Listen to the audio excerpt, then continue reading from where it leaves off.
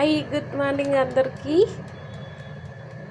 అందరూ ఏం చేస్తుండ్రు కామెంట్ చేయండి, లైక్ చేయడం మర్చిపోకండి ప్లీజ్. అయితే లంచ్కి ఏం ప్రిపేర్ చేస్తున్నా, బ్రేక్ఫాస్ట్లో దోశ అయిపోయింది, బెండకాయ ఫ్రై. ఏంలే అటు ఇటు తీసేసి ఒక ఘాట్ పెట్టేసి ఇలాగా కొంచెం ఆయిల్లో ఫ్రై చేసి ఈ లోపల కొబ్బరి పొడియో పప్పు పొడిలో ఉంటాయి కదా, అది పెట్టేసుకోవాలి. ఫ్రై చేసిన తర్వాత పెట్టి అట్లా పెట్టేసుకోవాలి. అన్నంలో నంచుకున్న ఒట్టిగా తిన్నా బాగుంటుంది.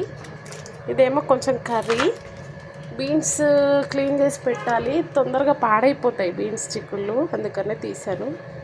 అయితే ఇంకా వైట్ రైస్, వెజిటేబుల్ పప్పుచారు, సొరకాయ, టమాటా, చిలకడ దుంప, క్యారెట్, ఆనియన్, కొంచెం దొడ్డు సాల్ట్ వేసిన.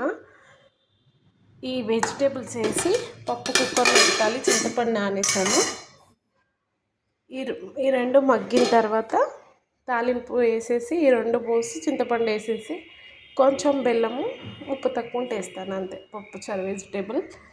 ఇదేమో కొంచెం నెయ్యి, దొడ్డు ఉప్పు వేసాను, కొంచెం నీళ్ళు వేసాను, ఇలా మగ్గబెట్టి తింటే బాగుంటుందని.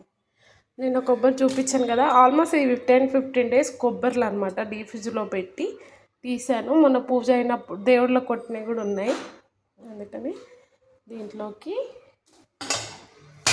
ఈ కొబ్బరి, ఈ ఎండుమిర్చి, వెల్లుల్లి ఇవి తక్కువ ఉన్నాయి, ఒక 2 గడ్డలు వెల్లుల్లి మామూలుగా తీసి స్కిన్ తీయనక్కర్లేదు, అటు ఇటు తీసి వేసుకోవాలి. కొంచెం దొడ్డుప్పు, కొంచెం జీలకర్ర, కొంచెం దొడ్డుప్పు, ఎండుమిర్చి, కొబ్బరి, కొంచెం జీలకర్ర, వెల్లుల్లి వేసుకొని మిక్సీ తిప్పేసి పౌడర్ చేసుకొని ఆ పౌడర్ని ఫ్రిడ్జ్లో పెట్టుకోవాలి. ఎందుకంటే మనకు నిలువ కొబ్బరి కదా ఇది, అందుకే ఎండు కొబ్బరి ఫ్రెష్ తెచ్చి కూడా చేసుకోవచ్చు.